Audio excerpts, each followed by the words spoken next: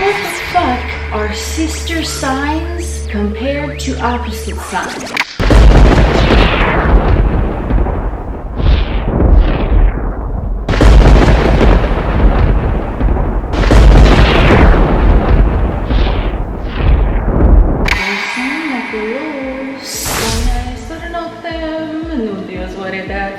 What's up? Today we're just gonna have a quick little chat about astrology because that's what I was fucking guided to talk about. If you are familiar with astrology, you might have heard the term sister signs, and this typically is in relation to the polarities of the zodiac. So for example, Traditional sister signs would be considered Aries with Libra because they're opposite of the zodiac, same going throughout the entire chart. So then it'd be Taurus, Scorpio, and then so on and so forth. That's what the standard definition is, but you know we don't you motherfucking nothing standard up in this motherfucker. If you resonate with something different, it's completely fine. This is my channel, so I talk about what resonates with me, and I know that at least one individual will identify with what I'm saying. So if this ain't your message, boo, it ain't for you. Now that that's out of the way, Let me just touch on the opposite signs of my rendition, because obviously if this video is going to say that the opposite signs are not sister signs as per the standard definition, then what the fuck are they? they are what I call the inside outs or the upside down. If you want to look at all of the signs, the zodiacal opposites, go through the wheel. You know it. We ain't doing no basic astrology up in here. Because ain't nobody up in this chat fucking basic. Opposite signs are now the inside outs, the upside downs. Let's say Aries and Libra. So these are the same thing, different degree. That is why they are opposite, as the Kabbalion states, and what I always fucking talk about, the two ends of the pole. The pole of Aries and Libra is the pole of relationships. Aries would be leaning more towards the relationship with self and dealing with the self and projecting the self, and Libra would be more with dealing with relations with others and interpreting how a situation can be benefit to all or both parties involved in the relationship. Rather than the focus on the self, the focus tends to be on the other. They're the same thing. Relationship access, as per what I fucking channel. The relationship access is the inside out, upside down version of each other. The inside out, upside down versions of each other are Aries and Libra because they are the same thing, right? So if you think of one motherfucking sock, you have one sock. Where'd the other one go? Ain't nobody know that shit went to a parallel universe. So that one sock is one end of the pole where the toe would be and one end of the pole where the ankle would be. We're talking about ankle socks. You can use tube socks, you can use thigh highs, whatever the fuck resonates with you, but we talk about a goddamn sock. The sock near the toe end would be Aries, let's just say, and near the heel end would be Libra, let's just say. They are opposite ends of the same sock, but what happens if you turn the sock inside out? It's still the same motherfucking sock. We ain't cutting off the toes, we ain't cutting the heel out. It's the same motherfucking sock, toe and heel intact. It is inside out, but they're the same thing, different degree. That is why I am not considering Aries, Libra, or any of the other opposite pairings sister signs, because they're the same thing. Well, technically, they really can't be sisters because they'd be one and the same individual if we're talking about that, right? Because it's the same. It's one, just like the sock is one whole piece of the same sock. Aries and Libra are one whole piece of the same motherfucking zodiacal concept of relationships. So they're the inside out versions of each other. The inside out means that, let's say, for example, we turn the sock inside out, we're more on the Aries focus. It's the same thing, different degree. Or we could turn the sock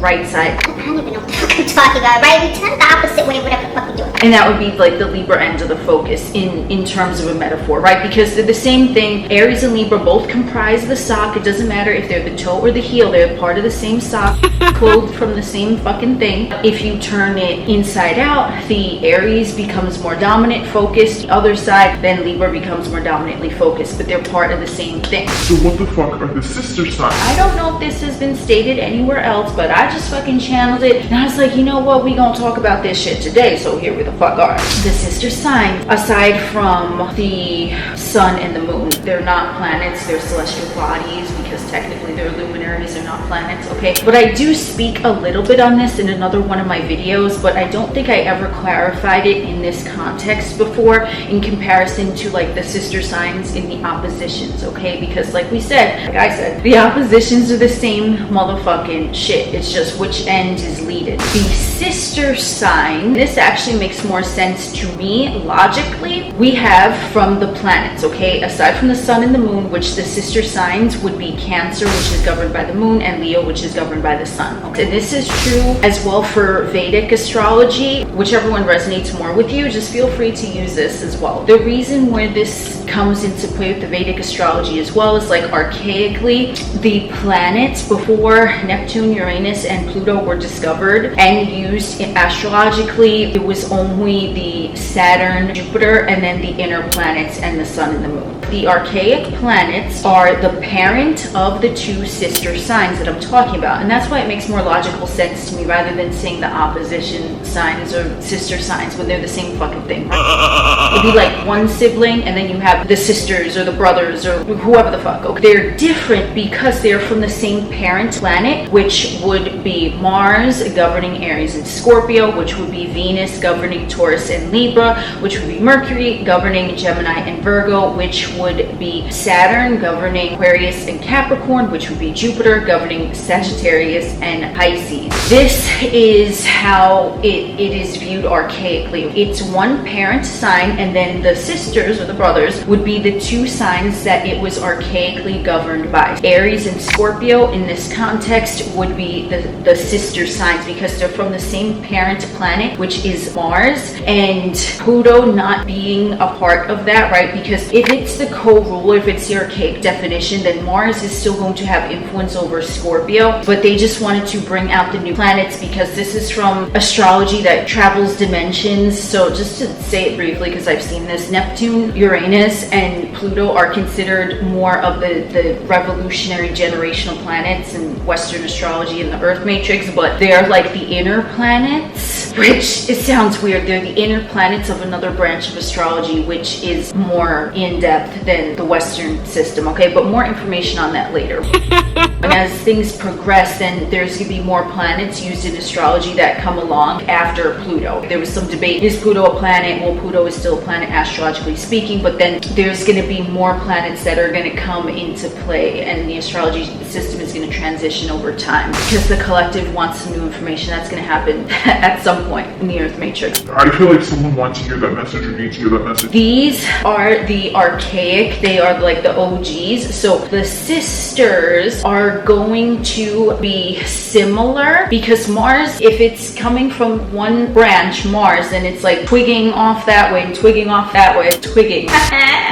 It's going one way and it's going other, but it's still coming from the same root, which is Mars. They're just going to be expressed differently because Aries, cardinal fire, and Scorpio is fixed water. So then we come into play the modalities and we come into play the elements, and then those would have influence on how Mars is going to operate. Oh yeah, the signs of Aries and Scorpio. And then you would just look at that for all of the planets and the sisters. And the reason why the sun and the moon are like the sisters of each other or the brothers of each other is because there's only one sign governed under the sun and one sign governed under the moon, and the two of these together is like the sun and the moon. They're comparable in that way because the moon doesn't shine without the sun. This ain't even a debate about if space is real or the sun changed color from yellow to white. That's another topic, but in this case, astrologically speaking, the sun and the moon are similar because they're kind of attached, because remember the moon is reflecting the light of the sun, so they're kind of one in the same. That's why the signs that they govern, the Leo and the Cancer, would stem from that luminary source, that one source, but it would be displayed differently, obviously, in terms of the sun being a masculine planet, more driven forward, the moon being a feminine planet, more receptive to other outside energy, and of course we have the mode of the signs as well as the element of the signs. That was just a quick little chat that I want to have with you today. Gracias, Luke, for all my friends in other dimensions. Gracias. Yes. Defend, accept them. And thank you all for joining us on this wonderful stroll. I am Oculus, the alien next door,